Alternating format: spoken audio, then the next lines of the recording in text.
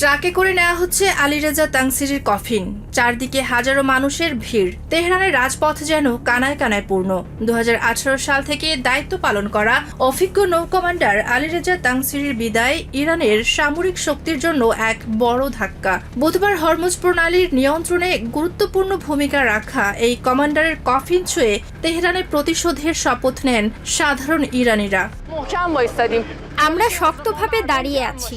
যারা নেতৃত্বে আছেন তারা নিশ্চিন্তে থাকুন। আমাদের পক্ষ থেকে কোনো দুর্বলতা দেখানো হবে না। এই যুদ্ধে আমাদের জয়ী হতেই হবে এবং লক্ষ্য অর্জিত না হওয়া পর্যন্ত আমরা প্রতিরোধ ছাড়ব না।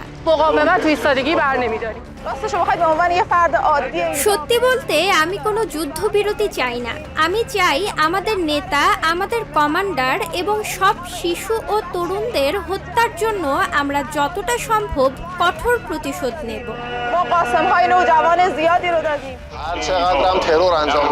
তারা যতই সন্ত্রাস ছড়াক বা আমাদের যতজনকেই হত্যা করুক না কেন, শহীদদের স্থলাভিষিক্ত হওয়ার জন্য আমাদের আরো অনেকেই প্রস্তুত আছে।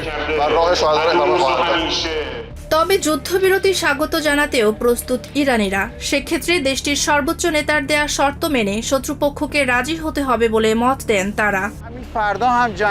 যদি আগামীকালই যুদ্ধ শেষ হয় আমরা তাকে স্বাগত জানাবো, তবে শর্ত হলো আমাদের নতুন সর্বোচ্চ নেতার আদেশ অনুযায়ী শত্রুপক্ষকে অবশ্যই যুদ্ধের ক্ষতিপূরণ দিতে হবে। এখন পর্যন্ত বিশ্বের কোনো দেশ আমেরিকার মুখোমুখি দাঁড়িয়ে তাদের বিশাল সম্পদের ওপর আঘাত হানার সাহস দেখাতে পারেনি। যারা আমেরিকার কাছ থেকে অস্ত্র ও মিসাইল কিনেছে এবং তাদের ঘাঁটি বানাতে জায়গা দিয়েছে, তারা এখন পালানোর পথ খুঁজছে। ইরানি এই শিক্ষাবিদদের মতে আমেরিকা এখন পালানোর পথ খুঁজছে। নিজের শরীরে 75টি কামানের গোলার স্প্লিন্টার বয়ে বাড়ানোর কথা জানিয়ে তিনি বলেন, ডলারের দাম কমছে। যেদিন রিয়ালের মান বাড়বে সেদিন তারা হরমুজ প্রণালী দিয়ে পার হওয়ার জন্য তেহরানের কাছে রিয়াল কেনার আকুতি জানাবে। তেহরানে এদিন শোকার্ত মানুষের কাতারে সামিল হয়েছেন ইরানের প্রেসিডেন্ট মাসুদ পেজেশকিয়ান ও পররাষ্ট্রমন্ত্রী আব্বাস আরাকচি। জনগণের এই অভূতপূর্ব ঐক্য ও মনোবলের প্রশংসা করেন তারা। এই মানুষগুলোর প্রতি বিপুল শ্রদ্ধা জাগে। তাদের এই উৎসাহ এবং উচ্চ মনোবল সত্যিই প্রশংসনীয়। তারা দেশের জন্য আত্মত্যাগ করতে প্রস্তুত। এই জনস্রোত আমাদের সামাজিক সংহতিকে আরো মজবুত করেছে। জনতার কাতারে মিশতে পেরে আমি আনন্দিত।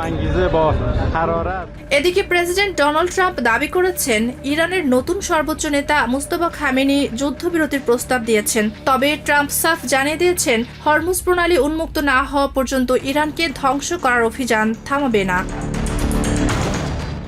একদিকে যুদ্ধের দামামা আর বিশ্ববাজারে জ্বালানির আকাশ ছোঁয়া দাম, অন্যদিকে তেহরানের রাজপথে সাধারণ মানুষের আপোষহীন অবস্থান, যা জানান দিচ্ছে সহসাই থামছে না মধ্যপ্রাচ্যের এই অনিশ্চয়তা। Tasmia Tumpa, TVN 24 news desk. New York থেকে সম্প্রচারিত TVN 24 টেলিভিশন বিশ্বজুড়ে বাঙালির কণ্ঠস্বর।